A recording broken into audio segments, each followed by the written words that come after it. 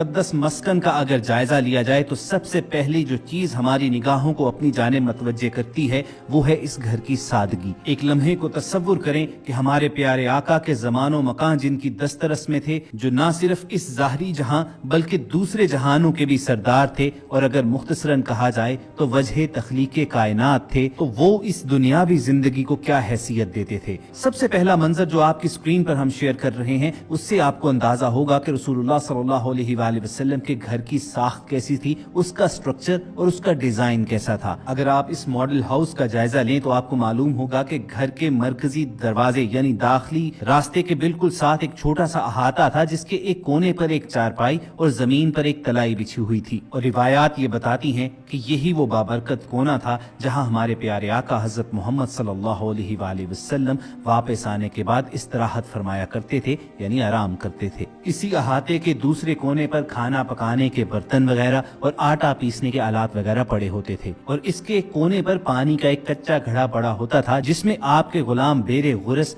बेरे सुकैया और मालिक बिन नजर के कुएं से आपके लिए ठंडा मीठा पानी लाया करते और इन घड़ों में भर देते। और जब आप सल्लल्लाहु अलैहि वसल्लम के लिए घर में पानी लाया जाता तो उसके बाद एक मशकीजे में डालकर इसे मजीद ठंडा किया जाता। घर के मरकजी दाखिली दरवाजे के साथ ये जो अहाता मौजूद है, आपने एक चारपाई और तलाई नुमा बिस्तर बिछे हुए देखा था। उसी कोने में भी एक आपको चमड़े की बनी मश्क भी नजर आएगी। यही वो मश्क है कि जिसमें रसूलुल्लाह सल्लल्लाहु अलैहि वसल्लम के पीने का पानी रखा जाता था। और ख़वातीन हज़रात, अब बढ़ते हैं घर के अंदरूनी हिस्से की जानिब। आपको अहाते में एक दाखिली दरवाजा भी नजर आ रहा होगा। यही वो रास्ता है कि जिसके जरिए रसूलुल्लाह सल्लल्लाहु अलैहि वसल्लम अपने घर के अंदरूनी हिस्से की जानिब आया जाया करते थे। दोस्तों, अब अपनी स्क्रीन पर जो आप मंजर देख रहे हैं ये काशाना नबूवत का अंदरूनी नजारा है। ये जो आपको स्क्रीन पर रोशनियां नजर आ रही हैं, ये तो जाहिर सी बात है कि सऊदी हुकूमत ने इस अंदरूनी हिस्से को रोशन करने के लिए इन बरकी कुमकुमों का बंदोबस्त किया है। लेकिन रसूल करीम सल्लल्लाहु अलैहि वसल्लम की इस ज़ाहरी हयात तैयबा में इस हिस्से में एक आला हुआ करता था जिनमें चिराग धरा जाता था, जो सरे शाम जला दिया जाता। इस हिस्से की कच्ची चार दीवारी में आपको नजर आ रहा होगा कि फर्श पर खजूर की चटाइयां धरी हुई हैं। उन चटाइयों की एक जानब चारपाई नुमा एक चीज पड़ी है जिन पर इस्तराहत फरमाने का इंतजाम है, और साथ ही जमीन पर टाट धरा हुआ है। कायनात के सबसे अफजल बशर, दो जहानों के सरदार हमारे प्यारे आका मोहम्मद सल्लल्लाहु अलैहि वसल्लम की ये आदत मुबारक थी कि वो नर्म बिस्तर पसंद नहीं फरमाया करते थे, और अक्सर औकात इबादत करने के बाद आप जमीन पर ही लेटे रहते। और जरा आका सल्लल्लाहु अलैहि वसल्लम के इस घर के अंदरूनी हिस्से की छत का नजारा कीजिए कि उन पर खजूरों की छाल धरकर इस पर साए और पर्दे का इंतजाम फरमाया गया है। काशाना नबूवत के अंदरूनी हिस्से का जायजा लेते हुए अगर आप सामने देखें तो आपको दीवार के साथ खजूर की कुछ खुश्क शाखें पड़ी हुई नजर आएंगी। उसके साथ ही अनाज स्टोर करने का एक छोटा सा बर्तन, उसके साथ रसूल पाक सल्लल्लाहु अलैहि वसल्लम का उस जमाने में असा धरा होता था,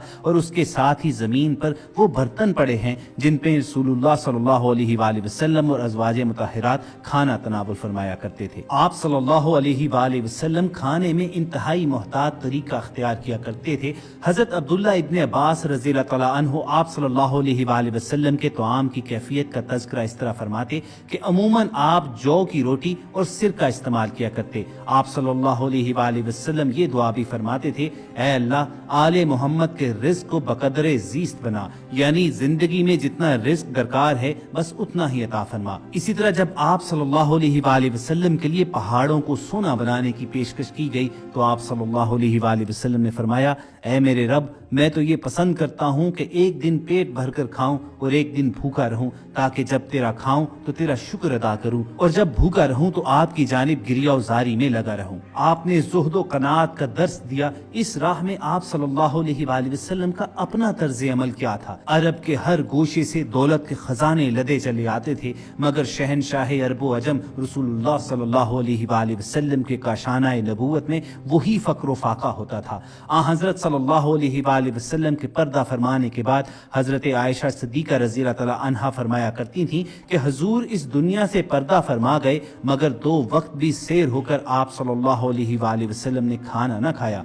आप रज़ियल्लाहु तआला अन्हा बयान करती हैं कि जब आप सल्लल्लाहु अलैहि वसल्लम का विसाल हुआ तो घर में उस दिन के खाने के लिए थोड़े से जौ के सिवा कुछ मौजूद न था, और चंद सेर जौ के बदले आप सल्लल्लाहु अलैहि वसल्लम की ज़िरा एक यहूदी के यहाँ रहन रखी गई थी। तो خواتین و حضرات، یہ تو تھا ہمارے پیارے آقا حضرت محمد صلی اللہ علیہ وآلہ وسلم کے طعام کا عالم۔ آپ اپنی سکرین پر رسول اللہ صلی اللہ علیہ وآلہ وسلم کے اس ماڈل ہاؤس کے اندرونی حصے کا نظارہ کر چکے ہیں۔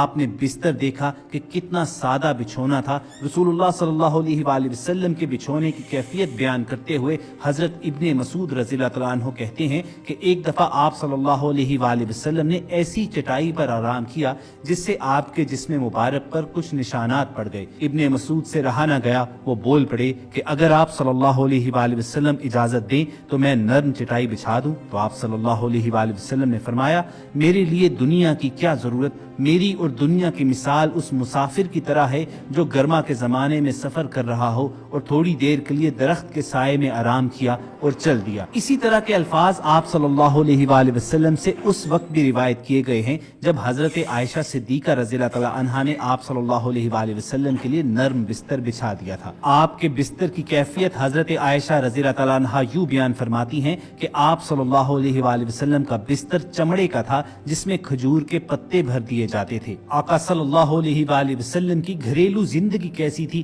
گھر کی چار دیواری کے اندر آپ کے معمولات کیا تھے اور دینی اور دنیاوی معاملات میں آپ نے کیسے توازن قائم کیا، اس کے متعلق بہت سی احادیث روایت ہوئی ہیں۔ انہی میں سے ایک روایت ہے کہ بعض صحابہ آپس میں گفتگو کر رہے تھے کہ رسول اللہ صلی اللہ علیہ وآلہ وسلم کی گھر سے باہر کی زندگی تو ہمارے سامنے ہے، لیکن گھر کی چار دیواری کے اندر رسول اللہ صلی اللہ علیہ وآلہ وسلم کے معمولات ہمارے علم میں نہیں ہیں، چنانچہ ہمیں اس کے متعلق معلوم کرنا چاہیے، پھر اپنے گھروں میں اس کی پیروی کرنی چاہیے۔ اب رسول اللہ صلی اللہ علیہ وآلہ وسلم کے گھر کے اندر کی زندگی تو ازواج مطہرات ہی جانتی تھی، اسی لیے وہی اس کے متعلق بہتر رہنمائی کر سکتی تھی۔